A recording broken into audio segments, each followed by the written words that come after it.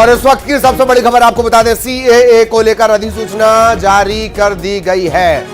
कुछ देर पहले न्यूज 18 ने आपको बताया था, सूत्रों के हवाले से खबर सबसे पहले हमने आपको बताई थी कि आज सीएए को लेकर नोटिफिकेशन जारी हो सकता है। गृह मंत्रालय ने सीएए की अधिसूचना जारी कर दी है।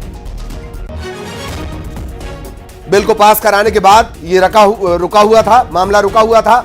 एक ड्राई रन जैसी स्थितियां चल रही थी, ट्रायल जैसी स्थितियां चल रही थी। गृह मंत्रालय ने तैयारी पूरी कर ली है और अब गैर मुस्लिम अल्पसंख्यक जो दूसरे देशों से आते हैं उनकी नागरिकता का रास्ता हो जाएगा साफ।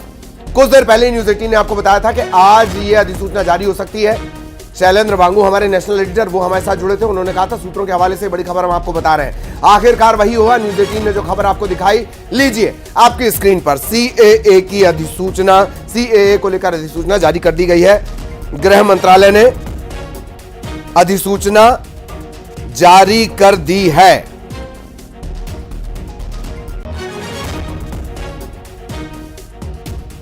लगातार हम आपको बता रहे थे कि आज ये अधिसूचना जारी हो सकती है, आज रात तक जारी हो सकती है, कल सुबह तक, लेकिन उससे पहले ही सीएए का नोटिफिकेशन जारी हो गया है। केंद्र सरकार ने अधिसूचना जारी कर दी है। गृह मंत्रालय की तैयारी पूरी, यानी रास्ता साफ। जो दूसरे देशों से आए हैं उनकी नागरिकता का रास्ता साफ। कई सारे संशोधन है, 2019 का जो संशोधन हुआ उसमें कई सारे संशोधन है। 55 से लेकर और अब तक तकरीबन 5 से 6 बार सीएए नागरिकता कानून में संशोधन हो चुका है। एक छोटा सा मिसाल के तौर पर एग्जाम्पल लिया जाए, पहले 11 साल रुकना पड़ता था, 11 साल बाद उसकी प्रोसेस होती थी। अब उसके लिए सिर्फ 6 साल का इंतजार करना होगा।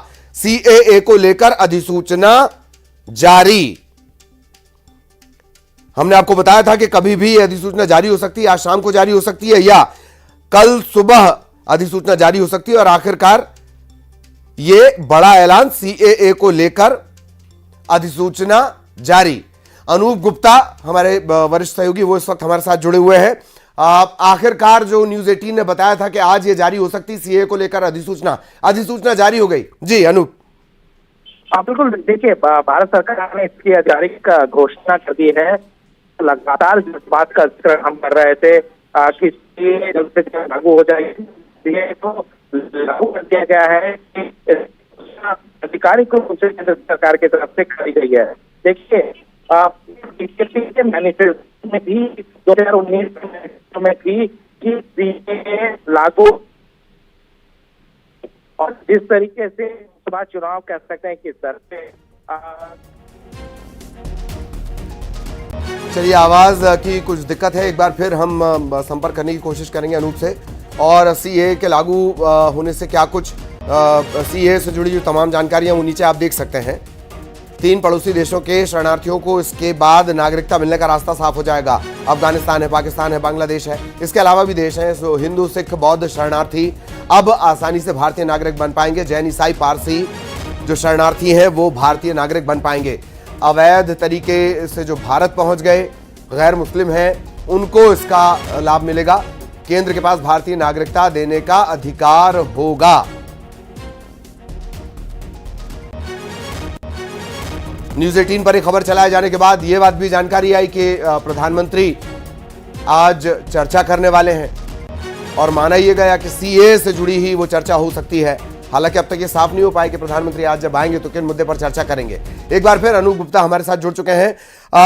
अनूप, जैसा कि हमने जानकारी दी थी, अधिसूचना जारी। नहीं, बिल्कुल, देखिए चुनाव सर पे है, 1 सप्ताह के अंदर अंदर चुनाव के तारीखों की घोषणा हो जाएगी।